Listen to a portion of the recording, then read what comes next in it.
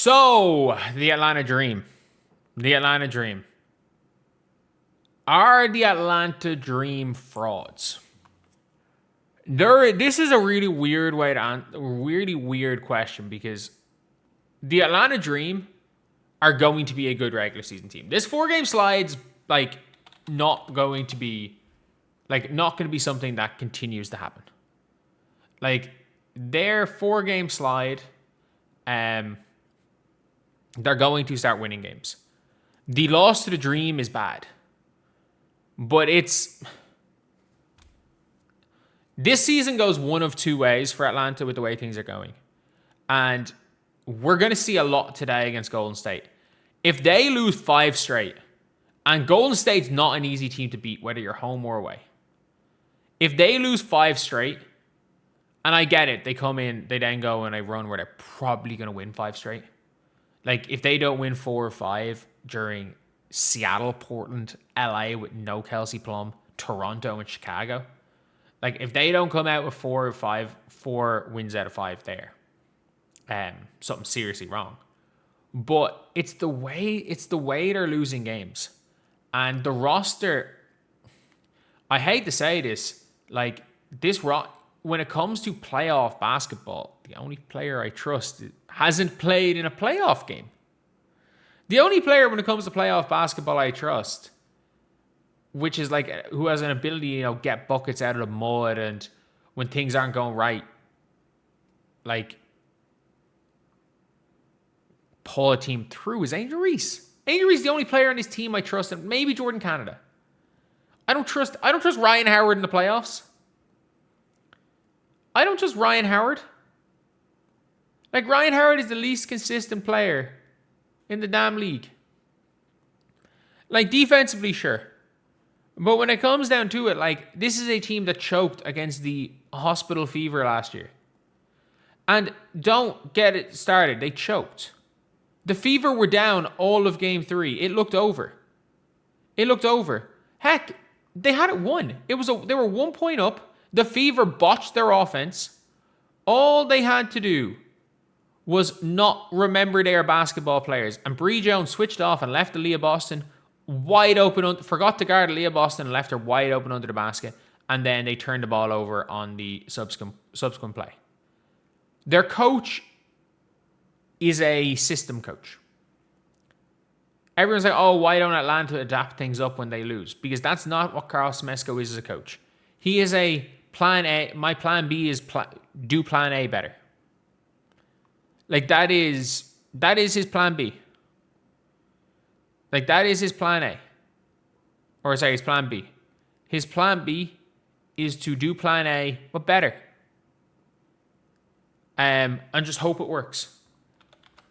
And I don't necessarily think there's anything wrong with a coach like that. Every coach has different way they go at basketball. Some coaches are proactive coaches. Some coaches are reactive coaches. Stephanie White's the opposite. Stephanie White's game plan, Stephanie White 180 your game plan based on her opponent. Carl Smesco doesn't care who his opponent is. The game plan is the same. The game plan is the game plan. And this is a funny one because I'm going to upload this video probably a little bit before the Golden State Valkyries game. And it wouldn't really surprise me that much if this team gets fired up and beats the Valkyries. But if if you guys don't get it, when teams go on a lot of these rants and get fired up and go into press conferences talking about being disrespected and leave every game talking about how the refs are screwing them and everyone's against us, that works one of two ways. That is the team trying to galvanize together, and it's a team trying to galvanize together and push on eventually. The Indiana Fever do it more than anybody. As a team, nobody makes it more they're all against us than the Indiana Fever do. As a collective, they are the worst for it. But it's very clear last year especially that spurred the team on. The problem is with the Atlanta Dream is they've already had multiple we're being disrespected rants. They've had multiple the league is against us rants. And they're in free fall. It's like when when I was like, oh, the FIFA called team meeting, and I'm like, they better win the next game. Because if you lose, I've been part of teams that are like this. If you lose the next game after we've been fucked, everyone's against us, and having a team meeting, yeah, we need to do this, do this. If you lose the next game, you're fucked. And at least the Atlanta Dream have a pretty easy five game run after this. Where even if they go 3-2, it's not the end of the world. And they started off well enough. They're going to make the playoffs comfortably. It's a long season. It's only 20 games in. They're not even halfway in. But you can tell when players are panicking a bit. Like Smesko, they come into a game off a 3-game losing streak complaining about being snubbed for an all-star starters and then losing to a non-playoff team at the time without their best player. And yes, I know they're in the 38th seed now. Like, that's when the main thing stops being the main thing, when you overly focus on the outside stuff rather than what's going on the floor, and you can let that negatively affect you, you can spiral. So it says the dream could develop into finger-pointing infighting. A lot of teams can, by the way. Like, that could be said about the Indiana Fever as well, by the way. Like,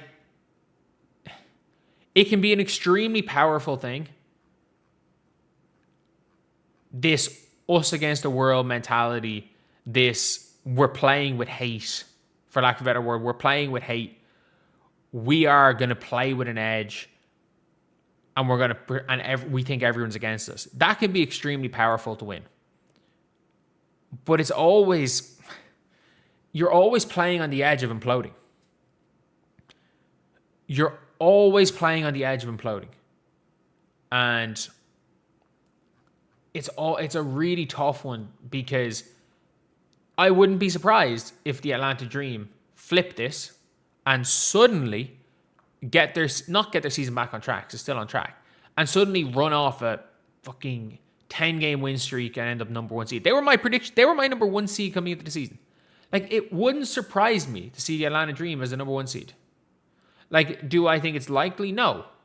At this stage, no. But, like, it wouldn't really surprise me. They very well could be. And it's one of those things now where I'm like, it wouldn't also surprise me if the Atlanta Dream ends as the 7th seed.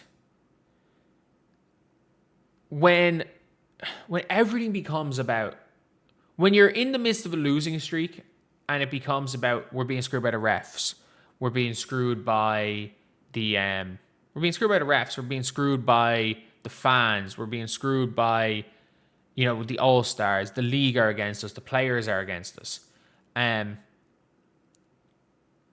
It doesn't end on you stagnating. That mentality, it either galvanized your team, and if you being like they still have an injured player, I don't think Bree Jones is the help that people think.